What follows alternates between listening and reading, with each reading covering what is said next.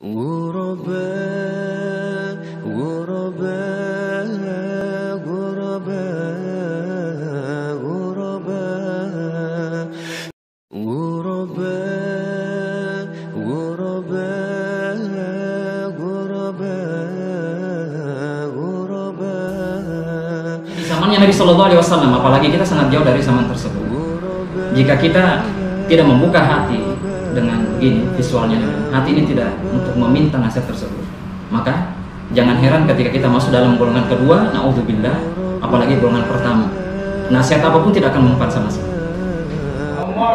Bismillah, alhamdulillah, salatu wassalamu ala rasulillah, ma'bad. Para asatidzah, ya, wabil khusus Al-Ustadz Mustaqim, ya, Al-Ustadz Asif Riki, saudara Ana dan orang tua Ustadz Mustaqim, ya. Kemudian selaku guru Ana pembimbing dan ya Ustadz Dede Krisna yang kami muliakan, ya. Namun sebelumnya juga kepala sekolah yang saya cintai karena Allah Subhanahu Wa Taala dan segenap ya Habibi juga masuk di dalamnya, Al-Ustadz Yudi Saputra hafizahullah Taala dan segenap ya guru-guru ikhwan maupun guru akhwat yang kami muliakan. Kemarin ya, sempat ada ungkapan dari Ustadz Mustaqim gantian. Kalau mengganti posisi Ustadz Mustaqim kayaknya nggak bisa. Iya, karena sangat jauh. Karena ini adalah sebuah amanah dari beliau juga. Ada ayat dalam Al-Quran yang Ana ingin sampaikan. Dan Ana beri judul sesuai dengan karena kita di sekolah nih. Ana setelah beli judul dan buat tadi alhamdulillah selesai. Nukilan-nukilan tak sadar. Ini kayak status pagi ini. Namun di sini insya Allah Taala akan lebih masuk kepada kita nggak sadar kita dapat perangai ini. Ana berikan judul ini karena kita di sekolah nih. Tak sadar telah mengenakan seragam Yahudi dan Nasrani. Nggak sadar, rupanya kita nggak sadar ada perangai-perangai Yahudi Nasrani ada pada diri kita. Dan Ana jumpai di Al-Arabi selama Ana datang ke Al-Arabi 4 tahun berjalan ini ada. Ya. Ana membawakan firman Allah Subhanahu Wa Taala sebagai renungan, bukan sebagai alim di sini, hanya menyampaikan firman Allah dalam surah Al-A'la. Insyaallah Taala kalian sudah hafalkan ya, Ustaz di sini dan Ustazah. Allah Subhanahu Wa Taala berfirman, "Fadzakir in nafa'ati dzikra." Yang artinya, oleh sebab itu berilah peringatan, yakni nasihat, karena peringatan itu bermanfaat. Bahkan Allah Subhanahu Wa Taala mengkhususkan lagi di ayat yang lain, agak mirip dengan ayat ini, dalam surah Az-Dzariyat ayat 55. Allah Subhanahu Wa Taala berfirman, "Wa dzakir fa inna dzikra tanfa'ul mu'minin." Dan berilah peringatan dan berilah nasihat, sesungguhnya nasihat itu sangat bermanfaat bagi orang-orang yang beriman. Dari judul ini Ana narik sebuah tema tentang nasihat yang Ana jumpai yang kosong di sini. Kita jarang merenung sendiri untuk menasihati diri sendiri, jarang sekali. Apalagi di SMP Al-Arabi ini, masya Allah. Dan Ana jujur ya, Ana bersyukur kepada Allah, Ana dihadirkan di sini. Orang-orang di sekitar Ana itu penuh dengan orang-orang yang tulus, orang-orang yang tulus dan orang yang mulia. Makanya dan Ana yakin SMP-nya akan maju dan akan memotivasi juga yayasan akan semakin maju. Dan itu yang Ana rasakan. Kemudian Nabi Shallallahu Alaihi Wasallam juga mengingatkan kepada kita semua, Rasulullah Shallallahu Alaihi Wasallam suri tauladan yang sangat baik dari perkataan, nasihat dan lain-lainnya. Dari sahabat Abu Ruqayyah Tamim ibni Ausin Ad-Dari, ya, dalam hadis Arba ini telah disebutkan juga, beliau Shallallahu Alaihi Wasallam bersabda, ad-dinun nasihat, ya. Agama itu adalah nasihat. Faedah bahasa bagi yang pernah belajar nahwu, khususnya guru-guru diniyah, hanya murojaah, ini bab murojaah. Ad-dinun nasihatu itu susunan mubtada khobar, motivasi bagi guru yang belum masuk ke dalam ranah itu agar mempelajari, karena nikmat bahasa itu kita bisa lebih merasakan indahnya Islam ketika dapat bahasa. Kaidah itu saja, ad-dinun nasihatu, agama itu adalah nasihat. Meskipun kita membalik, nasihat itulah agama, yang maknanya ketika kita beragama, maka tidak akan lepas dari nasihat. Orang yang tidak ingin mendengarkan nasihat dan hatinya itu sudah kebal tidak ingin dinasihati, ya, maknanya dia tidak memiliki agama. Dia tidak akan lepas. Karena susunan kalimatnya ma'rifah. Ada alif lam ad-din, an-nasihatu juga ada alif lamnya. Itu faedah bahasanya. Kemudian Nabi SAW bersabda, ad-din an-nasihatu qulna, para sahabat menunjukkan bagaimana gigihnya para sahabat, semangatnya dalam menuntut ilmu. Bagaimanapun kesibukannya dalam perang, ya, berdagang, ya, berdakwah, tetap juga mengoptimalkan waktunya untuk menghadiri majelis ilmu dan bertanya tentang ilmu, bahkan sangat haus, rakus sekali dengan ilmu, dalam tanda kutip rakus, tamak. Kemudian Nabi SAW, para sahabat bertanya, liman, untuk siapa? Nasihat itu untuk siapa? Qala lillahi wa li kitabihi wa li rasulihi wa li a'immatil muslimin wa ammatihim. Hadis diriwayatkan oleh Imam Muslim. Ya, kalau kita maknai, ya, ada terkadang terjemah yang kurang mapan. Apa makna dari hadis ini? Kenapa kok nasihat ditujukan kepada Allah? Kenapa ditujukan kepada kitab, yakni Al-Quran? Kenapa ditujukan kepada Rasul? Kenapa ditujukan kepada pemimpin-pemimpin muslim? Kalau pemimpin skala kecilnya adalah kepala sekolah misalkan, ketua yayasannya. Dan kenapa ditujukan kepada seluruh manusia dan kita masuk di dalamnya? Dan ana perhatikan dari terjemah ini yang paling menarik ana lihat. Kami pun bertanya dalam terjemah di sini, hak siapa? Nasihat itu haknya siapa? Siapa yang harus mendapatkan dan mengambil nasihat itu?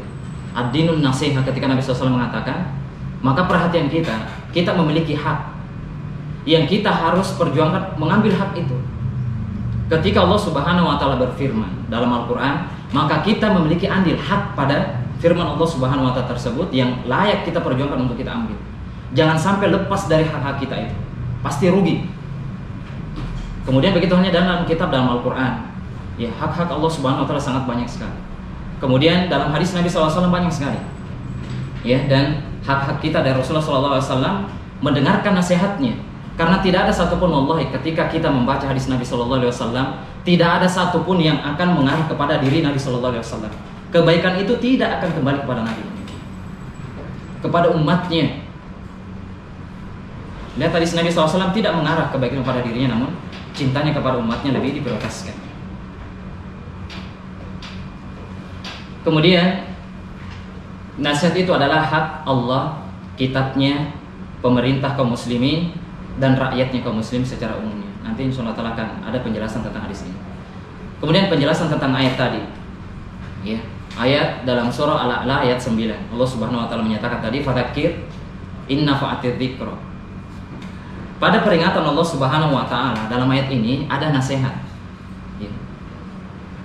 Manusia terbagi menjadi 3 dalam mensikapi nasihat ini. Jika ayat Al-Quran dibacakan, kemudian jika hadis Nabi SAW diutarakan, jika nasihat disampaikan, manusia terbagi menjadi 3 golongan. Ya, manakah diantara kita, manakah golongan itu yang termasuk diantara kita? Yang pertama, ada manusia yang enggan mendengarkan nasihat. Ada yang enggan, bahkan tidak mempan nasihat itu. Telinga dan kepalanya panas ketika mendengarkan nasihat, sebagaimana syaitan dan bala tentaranya panas ketika mendengarkan firman Allah Subhanahu wa taala. Orang menyaksikan ruqyah ketika diruqyah, syaitan itu akan meronta. Itu permisalan pertama, orang yang mendengarkan nasihat itu akan panas meronta hatinya dan tidak akan tenang. Ya. Ini ciri khas syaitan. Allah Subhanahu wa taala menggambarkan dalam surah Al-Mudaththir ayat 49 dan 51, fama lahum 'anit tadhkirati mu'ridin ka'annahum humurum mustanfira farrat min qaswar. Maka mereka berpaling dari peringatan Allah, nasihat itu, nasihat Allah Subhanahu wa taala, mereka berpaling seakan-akan mereka itu adalah keledai. Sering Allah Subhanahu wa taala mempermisalkan hewan dalam Al-Qur'an, hewan ternak, keledai, menunjukkan buruknya hewan tersebut. Misalkan Allah Subhanahu wa taala mengharamkan babi, pasti jelek babi itu. Ketika diteliti, jelek hasilnya, tidak ada kebaikan satupun. Ketika Allah Subhanahu wa taala gugup diharamkan. Begitu halnya dengan keledai ini memiliki sifat-sifat buruk sampai Allah Subhanahu wa taala mempermisalkan manusia yang tidak mendengarkan nasihat datangnya dari Allah Rasulnya. Itu maka seperti keledai. Bahkan di sini keledai yang liar. Ada keledai ternak. Ada keledai liar. Ketika melihat manusia, dia akan lari. Sampai di sini, farrat min qaswara. Sampai keledai liar yang terkejut ketika melihat singa. Larinya keledai ketika melihat singa itu berbeda. Permisalan kita ketika melihat guguk itu, ya, guguk yang gila. Apapun yang dilakukan, lari sekencang mungkin. Ini permisalan. Ada tipikal manusia yang ketika dia mendengarkan nasihat itu tidak mau dengarkan, bahkan lari. Membela dirinya, pasti dia bela terus dirinya. Padahal Al-Quran telah dibacakan, firman Allah Subhanahu wa Ta'ala. Hadis Nabi SAW disampaikan kepadanya. Dan orang yang menyampaikan nasihat tersebut tidak meminta imbalan sedikit pun darinya. Menunjukkan sangat kerasnya hati tersebut. Kemudian beginilah sebagian manusia ketika diberi nasihat, dia berpaling, bahkan ia tidak akan mendekat kepada nasihat tersebut.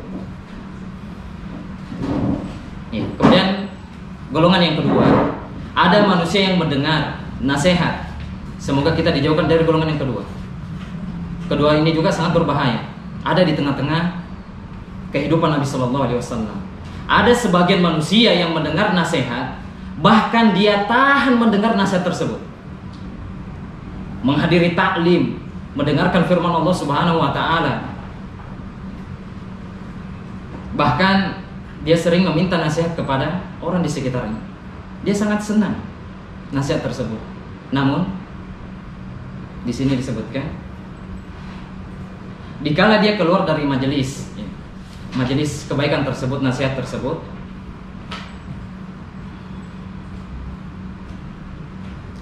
digambarkan oleh Allah Subhanahu wa Ta'ala, mereka sama sekali tidak bermanfaat nasihat tersebut.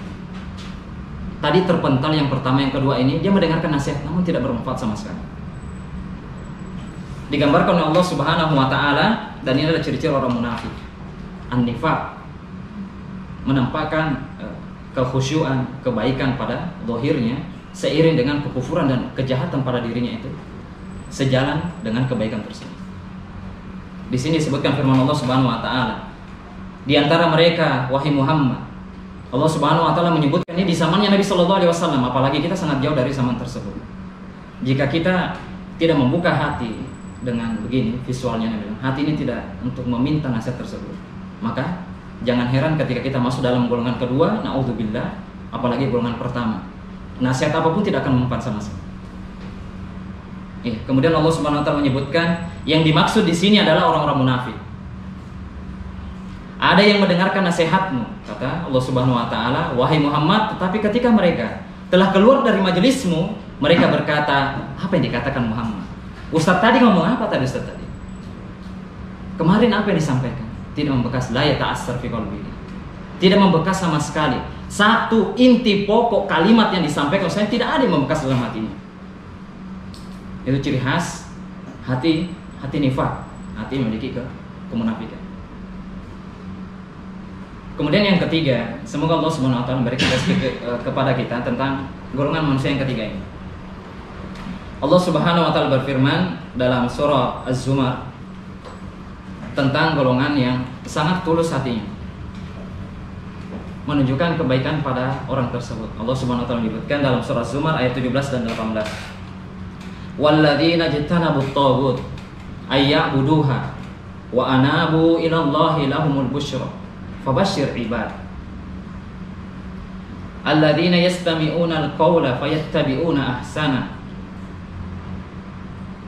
ulaika alladzina hadahumullah wa ulaika hum ulul albab. Yang artinya, dan orang-orang yang menjauhi taghut, ya Masya Allah, senandungnya tauhid, tidak akan menyembah patung, di hadapannya tidak akan mungkin disembah, meskipun taruhan darahnya, enggak mungkin.